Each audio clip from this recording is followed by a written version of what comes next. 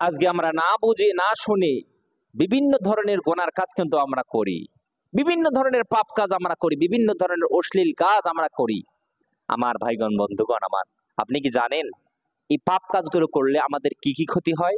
একটা মানুষ যখনই তারা পাপ কাজ করে, যখনই তারা গোনার কাজ করে, যখনই তারা অশ্লীল কাজ করে, এই মানুষগুলোর গুরুত্বপূর্ণ পাঁচটা তাদের ক্ষতি হয়।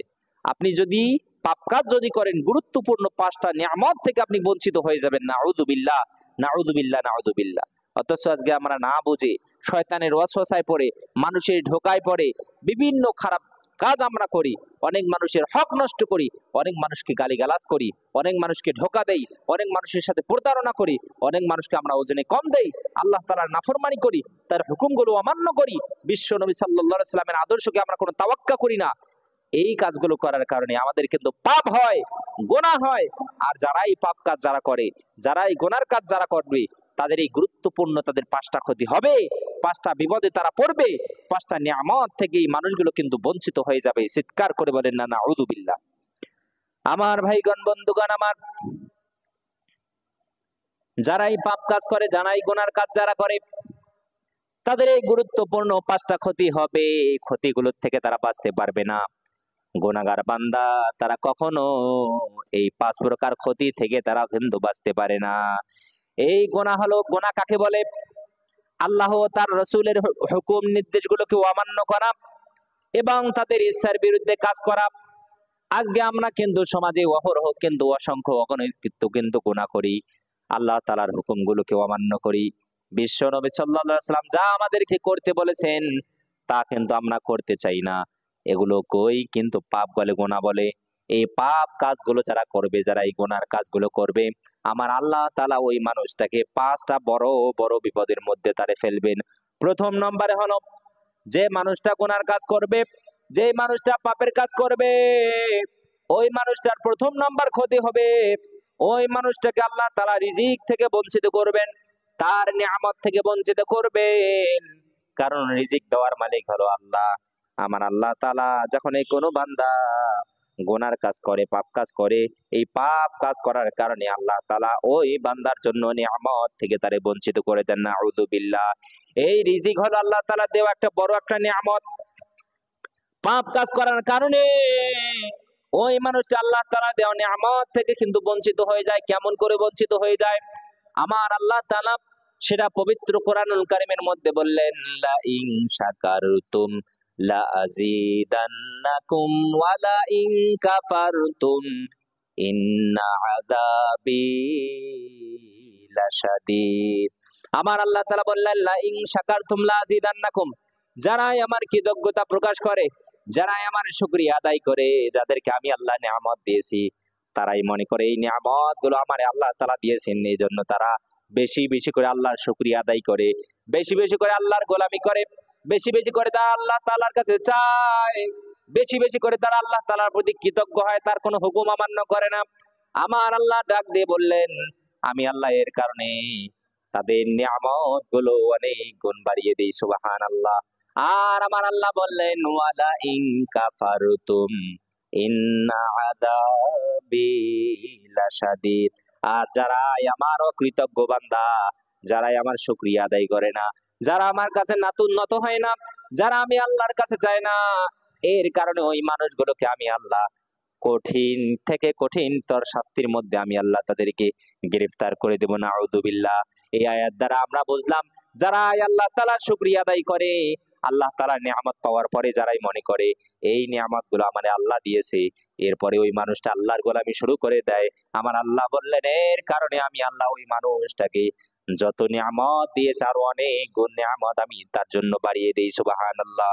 এরপরে দ্বিতীয় নম্বরে আমার প্রিয় নবী বিশ্ব নবী সাল্লাল্লাহু আলাইহি সাল্লাম বললেন, যে মানুষটা গুনাহ করে, এই গুনার কাজগুলো করার কারণে আল্লাহ তাআলা ওই মানুষটাকে নিয়ামত থেকে, তার রিজিক থেকে বঞ্চিত করে দেন। এরপরে কোন মানুষ যদি পাপ কাজ যদি করে, গুনার কাজ যদি করে, দ্বিতীয় নম্বরে তার যে ক্ষতি হয়, ওই মানুষটাকে আল্লাহ তাআলা ইলম থেকে বঞ্চিত করে দেন। নাউযু বিল্লাহ। একটা মানুষ যখন এই পাপ কাজ করে, গুনার কাজ করে, এই পাপ কাজ করার কারণে, গুনার কাজ করার কারণে ওই মানুষটার ভিতরে দিনী যে ইলম থাকে, রব্বুল আলামিন তাকে ওই ইলম গুলো থেকে তারে বঞ্চিত করে দেন। ওই মানুষটার ভিতরে যত ইলম থাকে, দিনের পর দিন পাপ কাজ করার কারণে, গুনার কাজ করার কারণে ওই মানুষটা এক পর্যায়ে কিন্তু ওই ইলম গুলো কিন্তু আস্তে আস্তে ভুলে যায়, নাউযুবিল্লাহ। এজন্য ভুলেও কখনো আমাদেরকে পাপ কাজ করা যাবে না। আমার আল্লাহ তাআলা বললেন, ওয়াজআলনা লাহু নূরান ইয়ামশি বিহি ফিন নাস কামাম মাসালুহু ফিয-যুলুমাত। আমার আল্লাহ তাআলা বললেন, তারা যে ইলম যে অর্জন করে, ওয়াজআলনা লাহু নূরান ইয়ামশি বিহি ফিন নাস, তারা যে ইলম যে অর্জন করে, এই ইলম তাদেরকে পথ চলতে শিখায়। কিন্তু আমরা যখন এই পাপ কাজ যখন করি, যখনই আমরা গুনার কাজ করি, এই গুনার কাজ করার কারণে, পাপ কাজ করার কারণে আমাদের ভিতর থেকে ইলম গুলো দূর হয়ে যায়, ইলম গুলো চলে যায়, আর আমরা কিন্তু অন্ধকারের মধ্যে কিন্তু পড়ে থাকি। এই ইলম হলো একটা নূর, আর গুনাহ হলো অন্ধকার। ইলম যখন এই একটা মানুষ শেখে, তার ভিতরের অন্ধকার শূন্যতা কিন্তু দূর হয়ে যায়। কিন্তু একটা মানুষ যখন এই সে পাপ কাজ করে, এই পাপ কাজ হলো অন্ধকার চিহ্ন, এই অন্ধকার তাদের নূরকে কিন্তু নিভাইয়া দেয়, নাউযুবিল্লাহ। এই জন্য আমাদেরকে পাপ কাজ থেকে আমাদেরকে দূরে থাকতে হবে। এরপরে একটা মানুষ পাপ কাজ করলে, গুনার কাজ করলে, 3 নম্বরে তার যে ক্ষতি হয়, তার অন্তরের মধ্যে কালো দাগ পড়ে। আল্লাহর নবী বিশ্ব নবী সাল্লাল্লাহু আলাইহি সাল্লাম বললেন, একটা মানুষ যখন এই পাপ কাজ করে, গুনার কাজ করে, এর কারণে তার অন্তরের মধ্যে একটা কালো দাগ পড়ে যায়। আবার যখন ওই মানুষটা যখন এই তওবা করে, ওই মানুষটা যখন এই ইস্তেগফার করে, এর কারণে রব্বুল আলামিন তার তওবারে কবুল করে, তার অন্তরে ধুয়ে মুছে আল্লাহ তাআলা তার অন্তরের কালো দাগগুলো পরিষ্কার করে দেন। এই মানুষটা আবার যখন সে পাপ কাজ করে, তার অন্তরের মধ্যে আবার কিন্তু একটা কালো দাগ পড়ে যায়, নাউযুবিল্লাহ। এজন্য আমাদেরকে তওবা করতে হবে, ইস্তেগফার করতে হবে। ভুলেও কখনো পাপ কাজ আমাদের করা যাবে না। যদি আমাদের পাপ কাজ হয়ে যায়, তাহলে আমাদেরকে আল্লাহর কাছে ক্ষমা চাইতে হবে। এরপরে 4 নম্বরে যে একটা মানুষের ক্ষতি হয়, পাপ কাজ করলে আল্লাহ তাআলা তার জন্য সমস্ত কাজগুলো করা কঠিন করে দেন, নাউযুবিল্লাহ। যে মানুষগুলো আল্লাহরে ভয় করে, আল্লাহর প্রতি অনুগত, আমার আল্লাহ তাআলা জানিয়ে দিলেন, তাদের জন্য আমি আল্লাহ সব কাজগুলো সহজ করে দেই, সুবহানাল্লাহ। আর যারা আল্লাহর প্রতি যারা অনুগত নয়, যারা আল্লাহরে যারা ভয় করে না, তাদের কি পরিণতি হয়? আল্লাহ তাআলা ওই মানুষগুলোর জন্য, তাদের জন্য সব কাজগুলো করা কঠিন করে দেয়। আল্লাহ তাআলা বললেন, ওয়া মাইয়াত্তাকিল্লাহা ইয়াজআল লাহু মিন আমরিহি ইউসরা।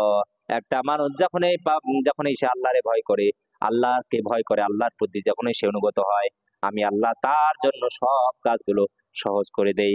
আর যখনই আমরা আল্লাহর প্রতি অনুগত হই না, তখনই আল্লাহ তাআলা নাফরমান বান্দাদেরকে অলস বানিয়ে দেন। গুনার কারণে ওই মানুষটা অলস হয়ে যায়, এক পর্যায়ে তার আর কোনো কাজ করতে মন চাই না। এই জন্য আমাদেরকে গুনাহ থেকে বাঁচতে হবে। 5 নম্বরে গুনাহ করলে মানুষের যে ক্ষতি হয়, সেটি হলো এই গুনাহ করার কারণে এক পর্যায়ে ওই মানুষটার জন্য গুনাহ ছাড়া কিন্তু কঠিন হয়ে যায়। গুনাহ আর ছাড়তে পারে না। গুনাহ করতে করতে তার গুনাহ করা অভ্যাস হয়ে যায়। এজন্য আমার ভাইগণ, বন্ধুগণ আমার, এজন্য আমাদের যদিও আমাদের ভুল হয়ে যায়, গুনাহ হয়ে যায়, আমরা সাথে সাথে তওবা করে, ইস্তেগফার করে আমরা ক্ষমা চাইবো কার কাছে? আল্লাহ তাআলার কাছে।